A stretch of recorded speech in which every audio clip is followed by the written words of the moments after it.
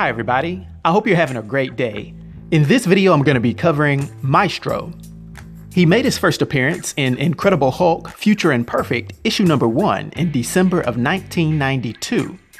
His real name is Bruce Banner, but he happens to be the Hulk of Earth 9200. He stands 7 feet 6 inches tall and weighs 1,150 pounds, having green skin, green eyes, and gray hair, although he's balding. Maestro has all of the same powers as the traditional Hulk from Earth 616, but to a significantly greater degree. This is due to the fact that in his alternate future timeline, the nuclear war that occurred has helped him absorb vast amounts of radiation. Not only is this credited for his vastly increased strength, it's also credited for him being somewhat off and a bit crazy. But another benefit is that he's also shown to be able to see and interact with astral forms, pretty much giving him a cosmic or spiritual sight. Even while in his green form, Maestro has the intellect of Bruce Banner, although he's never been shown to have the absolute technical expertise that Bruce 616 has shown. Now, Maestro originates from an alternate timeline that's about 100 years into the future, and unfortunately he's a combination of Banner's intelligence, a more enhanced Hulk strength, and the worst aspects of Hulk's personality. Around this time, a nuclear war killed almost every single superhuman on Earth and nearly brought humanity to extinction. Due to his unique radiation-fueled physiology, Maestro actually became stronger and then took over as the ruler of an area called Dystopia. He had the city of Dystopia built to his own specifications and even had it protected by radiation shielding.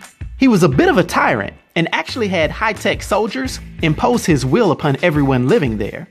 It's noted that there were other gamma-powered beings such as She-Hulk that now called herself Shulk and the Abomination who survived this nuclear war, and they took over other areas of the world as well.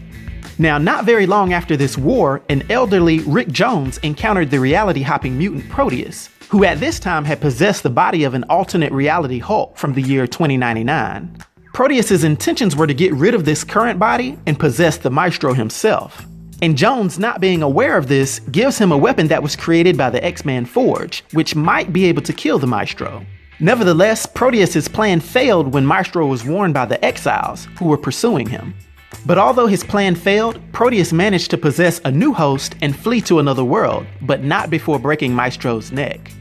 Maestro healed from this relatively quickly, and then years later he ended up encountering a time-traveling Genis Vell and Spider-Man.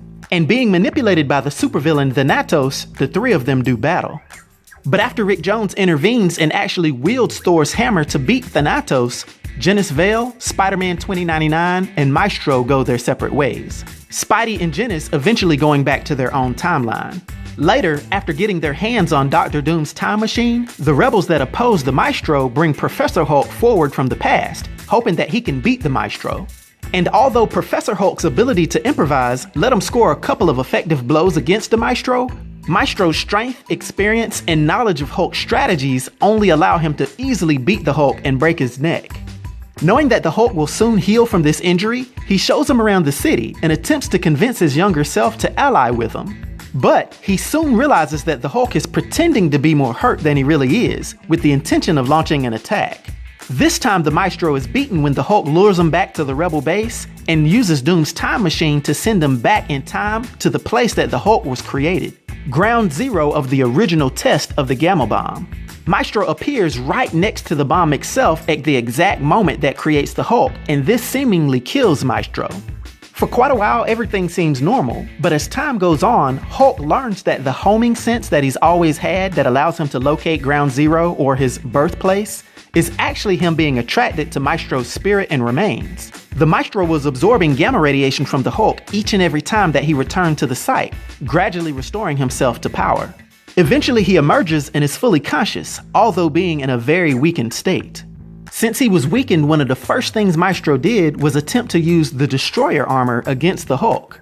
This plan fails though because he's driven out when the Hulk manages to transmit his soul into the Destroyer as well. This was him using the fact that the Maestro is still technically him, and he forces him back into his own body, which was last seen buried under a small rock slide.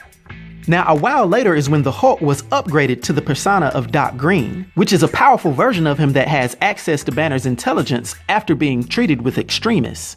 But shortly after this, he started to have dreamlike visions of the Maestro while hunting down and curing all of the gamma-based mutations.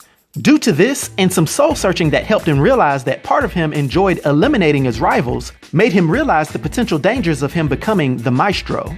He therefore decided to accept the eventual loss of his intellect as Extremis wore off, rather than risk the persona emerging down the line. He then leaves the last injection of the cure with She-Hulk, who's the only gamma mutation whose life he had felt was legitimately enhanced by her condition. His instructions were simple. He told her to use it on him if he ever went too far. Now, due to his powers and abilities and his influence on the Marvel Universe, for my 1 to 10 rating, I'll give Maestro Hulk a rating of 10, which is a legendary rating. I hope everyone enjoyed this video. I'll talk to you next time. Be sure to like and subscribe to The New Sage.